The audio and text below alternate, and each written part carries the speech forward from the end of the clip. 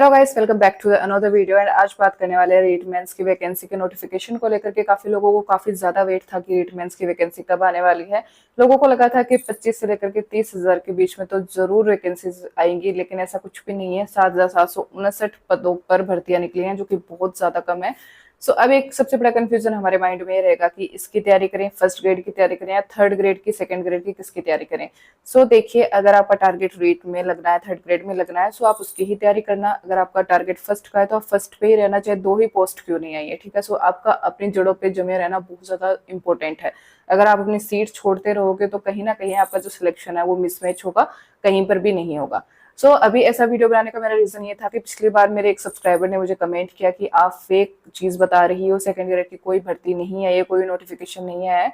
अब से मैं ऐसे वीडियो बनाऊंगी जिससे कि आप आसानी से इन चीजों को पढ़ सकते हो, समझ सकते हो। एक एक चीज आपके सामने होगी जिससे कि आपको पता चलेगा कि कोई भी फेक न्यूज इस चैनल पे अपलोड नहीं होती है।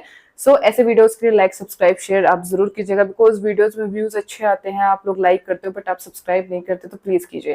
फिलहाल अभी रीट मेंस के RSSB के थ्रू 7,759 पदों पर भर्तियां आई हैं।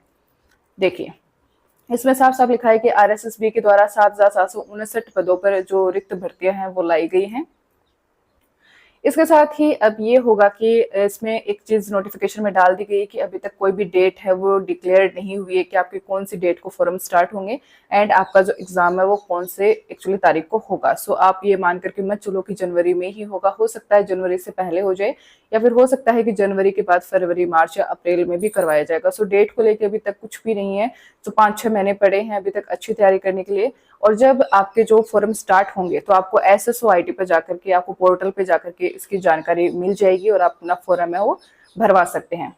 इसमें नेक्स्ट है वो ये है कि आपकी जो L1 है, ठीक है, प्रारंभिक शिक्षा विभाग में प्राथमिक शिक्षक स्तर, यानी कि जो L1 के जो बच्चे हैं उनके लिए कितने पद आए हैं। गैर अनुसूचित क्षेत्र में आए हैं 4500 पद और अनुसूचित जो क्षेत्र हैं उनमें आए हैं 500, यानी कि टोटल 5,000 जो पद हैं वो आ चुके हैं L1 के बच्चों के लिए। इसके अलावा हम बात करते हैं शिक्षा, संस्कृत जो शिक्षा विभाग है उसमें प्राथमिक स्तर, ठीक है, प्रथम, यानी कि L1 के लिए क्या है। इसमें संस्कृत शिक्षा हेतु 187 पद आए हैं L1 के लिए, ठीक है, ये L1 का है। इसके अलावा सामान्य शिक्षा हेतु 449 जो पद हैं वो आ चुके हैं, यानी कि टोटल मिला करके 550-600 पद हैं वो L1 के लिए हैं संस्कृत शिक्षा विभाग के अंदर। वहीं पर ही आता है संस्कृत शिक्षा विभाग L2 का।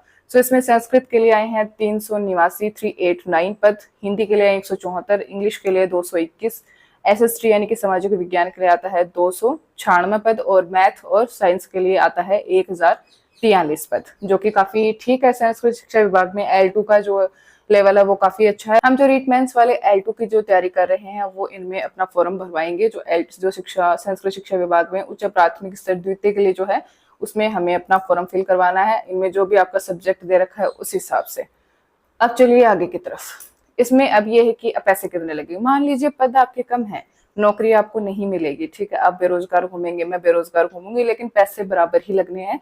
चाहे आप सेकंड ग्रेड के देना, चाहे आप थर्ड ग्रेड का देना, चाहे फर्स्ट ग्रेड का देना, आपकी जो फॉर्म की फीस है वो बराबर है। अब तो ये भी नहीं कि SC ST वालों के थोड़े कम लगेंगे, ठीक है, जनरल वाले OBC वालों को ज्यादा लगेंगे, वो भी नहीं है। अगर आप एक सामान्य वर्ग के अंदर आते हो, आप गरीबी रेखा से ऊपर हो, चाहे आप SC में हो, चाहे आप ST में हो, चाहे आप OBC में हो, चाहे आप जनरल में हो, तो आपके 600 रुपए लगेंगे। विद ई मित्र का जो चार्ज होगा वो अलग से 100-150 रुपए जो होगा वो, यानी कि 700-750 रुपए का आपका पड़ेगा। आपको किराया भी लगेगा इधर उधर जाने का। इसके साथ ही अगर आप गरीबी रेखा, नॉन क्रीमी लेयर के अगर आप बच्चे हो, नीचे हो, SC ST OBC के जो बच्चे हैं, ठीक है, और साथ में EBC के, आपके जो पैसे लग रहे हैं वो लगेंगे 400 रुपए। और 400 रुपए लगेंगे, इसके साथ में आपका आने जाने का किराया लगेगा, इसके साथ आपकी मित्र की फीस लगेगी। तो आपका ये फॉर्म पड़ने वाला है 600-700 रुपए का। इसके बाद में अब बात करते हैं कि आपका क्वालिफिकेशन क्या होनी चाहिए, आपकी एज लिमिट क्या होनी चाहिए, जो कि सबसे बड़ा फैक्टर है। और बच्चे यही जानना चाहते हैं कि एज जो है वो किस तरीके से एक्चुअली डिसाइड हुई है। एज आपकी है 18+ होनी चाहिए, ठीक है, 18 से आप ऊपर होने चाहिए और इसके साथ ही 40 साल से आप नीचे होने चाहिए। अब ये एज है वो कौन सी डेट तक मान्य होगी।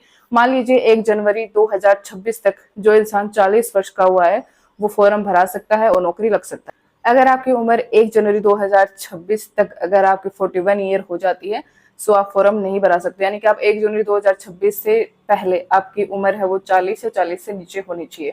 अगर ऊपर हो गई है तो आप फॉर्म नहीं भरा सकते हो, आप 3rd ग्रेड के टीचर फिर लाइफ में कभी बन नहीं पाओगे। सो ये तो हो गया इसका एज से रिलेटेड कि 18 वर्ष होनी चाहिए और इसके साथ ही 40 वर्ष होनी चाहिए। अब बात करते हैं कि आपकी शैक्षिक योग्यता क्या होनी चाहिए। सबसे पहले बहुत सारे बच्चे मेरे को कमेंट कर रहे थे, मेरे सब्सक्राइबर्स कमेंट कर रहे थे कि हम रीट का सर्टिफिकेट नहीं लेकर आएंगे तो क्या होगा। आपने इतनी मेहनत करी, आपके इतने पैसे लगे, आप पेपर देने गए हो, ठीक है, इसके साथ आपकी उम्मीदें हैं और आपको सर्टिफिकेट मिला है। अब आप उसे जानबूझ करके आप थोड़ी सी मेहनत नहीं करना चाहते कि उठ कर जाएं, तैयार होकर लेकर के आए, थोड़ा ढूंढ लें कहाँ मिलेगा, कैसे मिलेगा। अगर आप इतनी मेहनत नहीं कर सकते तो आपको तैयारी करने की भी कोई आवश्यकता नहीं है। सबसे पहले अपना रीट का सर्टिफिकेट लें। कैसे लेना है इसका वीडियो मेरे चैनल पे अवेलेबल है, सो जाकर के आप जरूर वॉच करें। सो अगर आप L1 के स्टूडेंट हो, लेवल फर्स्ट के हो, सो आपके पास BSD DLT की जो योग्यता है, डिग्री होती है, वो होनी चाहिए और रीट का लेवल फर्स्ट का जो आपका सर्टिफिकेट है वो आपके पास होना चाहिए। इसके अलावा अगर आप L2 के स्टूडेंट हो, सो आपके पास में ग्रेजुएशन की डिग्री, ठीक है, इसके साथ ही आपका रीट लेवल 2 का सर्टिफिकेट और इसके साथ आपकी जो B.Ed की जो डिग्री है वो आपकी होनी चाहिए कंप्लीट। ओके, सो ये आपकी शैक्षिक योग्यता इसके अंदर होने वाली है। सो आई होप सो वीडियो आप लोगों के लिए काफी इंटरेस्टिंग, काफी अच्छा रहा होगा, यूजफुल रहा होगा। इसमें आपको सारी चीजें देखने को मिल जाएंगी, कोई भी ऐसी चीज नहीं है जो मैंने आपसे छुपा ली या फिर मैंने अपने मन के अकॉर्डिंग आपको बता दी हो। सो अगर आपको ऐसे वीडियोस चाहिए, अच्छे इंटरेस्टिंग वीडियोस चाहिए, so do like, subscribe and share my channel. एक एक चीज जो है मैं आप लोगों को ऑथेंटिक अच्छी ही बताती हूँ। और रीट से रिलेटेड सर्टिफिकेट कैसे लें, अगर आप अदर स्टेट के हो तो आप अपना सर्टिफिकेट कैसे लगो, सो ऐसे वीडियोस मेरे चैनल पे पड़े हुए हैं। सो जाकर के उनको देखो, लाइक सब्सक्राइब शेयर करो और मनीषा मैम को फॉलो, लाइक सब्सक्राइब शेयर जरूर करें। Thank you so much for watching this video.